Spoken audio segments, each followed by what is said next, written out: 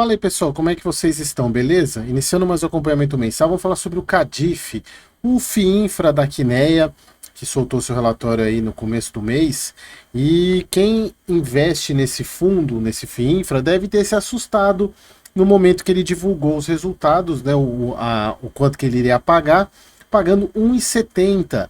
E aí, quem vendeu porque o fundo pagou 60 centavos, quebrou a cara, né? Porque o fundo explicou muito bem os motivos do porquê da queda, que não era uma queda devido a problemas de inadimplência, e sim por causa de marcação da carteira, e que isso iria voltar em algum momento.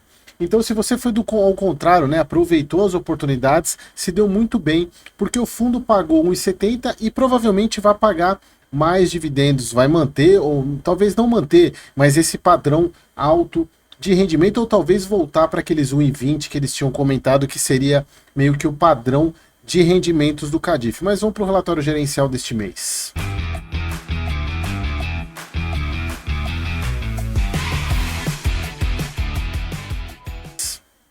Bom, vamos lá então. Relatório agora de janeiro de 2025. Pessoal, eu queria a opinião de vocês, porque eu fiz várias configurações aqui, eu tive algumas reclamações do som, porque eu tenho o meu ar-condicionado ligado aqui atrás e ele faz um barulho desagradável, fica um fundo, e não tenho condições de gravar sem ele.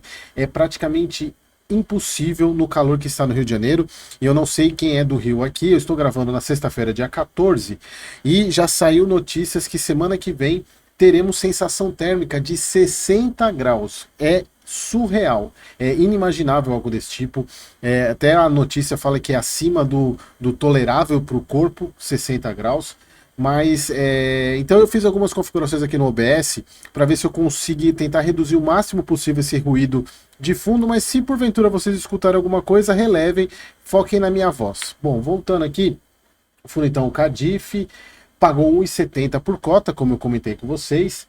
Cota de mercado 117, patrimonial 123. Vamos dar uma olhadinha, pessoal. E outra coisa que eu quero começar a fazer com vocês é trazer o patrimonial do momento que eu estou gravando, que é, como vocês já sabem, é só ir lá no site da Ambima e buscar o patrimonial pelo CNPJ do fundo. Você busca o patrimonial dele primeiro. Fechou hoje a 116,92. Se a gente for pegar aqui, parecido com o que ele fechou janeiro, sem muitas oscilações, e hoje o patrimonial dele 123, na verdade dia 13, de ontem, né? 123,73, e se a gente for ver aqui, está muito próximo, inclusive, do que fechou o mês de janeiro. Então a gente não precisa nem fazer muitas contas com base no mercado, porque o que está aqui, o fechamento está adequado. Porém, pessoal, eu sempre gosto de falar com vocês para tomar muito cuidado com a análise de P sobre VP pura e simplesmente em FIINFRA, porque o fundo pode mudar a carteira dele, investir em ativos completamente diferentes em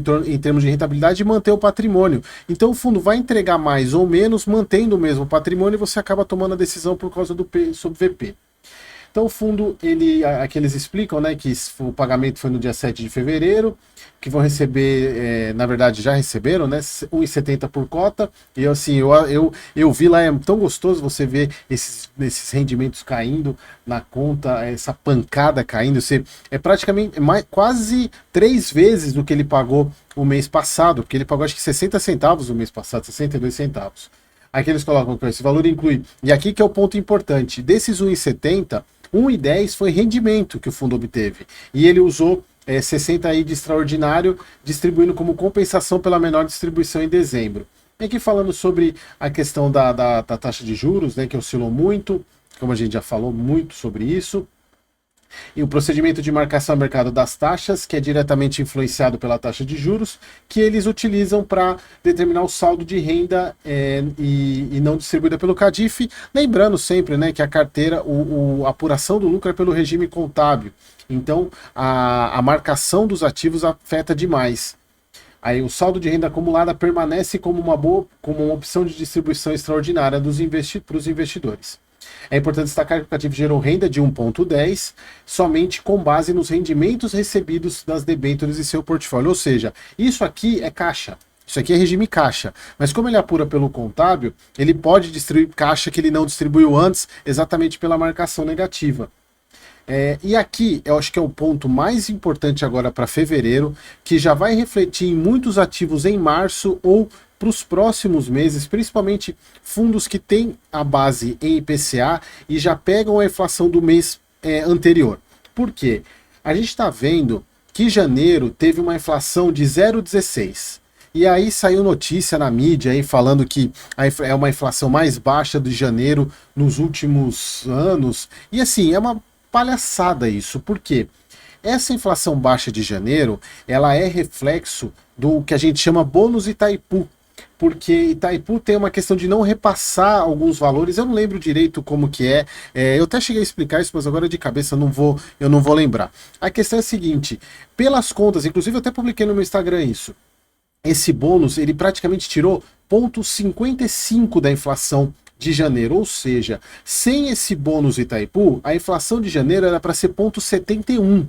E aí veio essa questão. Só que a grande questão é a seguinte: a gente viu os alimentos subiram muito, então é só para vocês terem uma noção que o IPCA, na verdade, ele não reflete diretamente a inflação para o nosso bolso, o que a gente paga, o que a gente vê de preço, mas ela afeta todos os rendimentos de ativos atrelados à inflação, porque eles precisam usar algum parâmetro como base, então utilizam o IPCA. Tanto é que eu já comentei com vocês isso, que a Ambima já está prevendo a inflação de fevereiro de 1,4.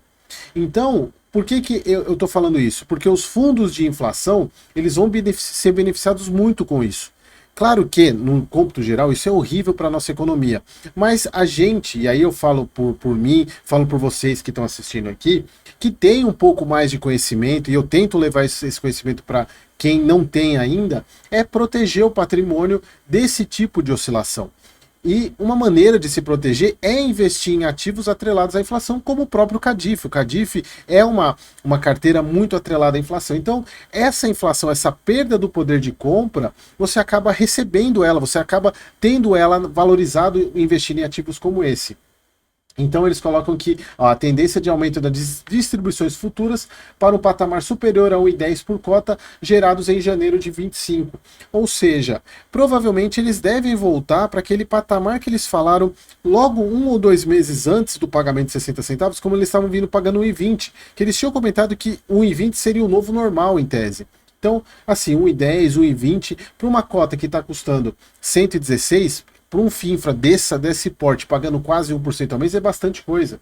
É o que dá um yield de 11,3%. Aqui é a parte de juros, pessoal, que a gente já viu. Deixa eu ver aqui. Ó, na questão dos investimentos do CADIF, não houve investimentos em ativos em janeiro. Eles falam que para fevereiro é esperado um novo investimento para o fundo no setor de distribuição fotovoltaica, que não é sujeito à restrição do ONS.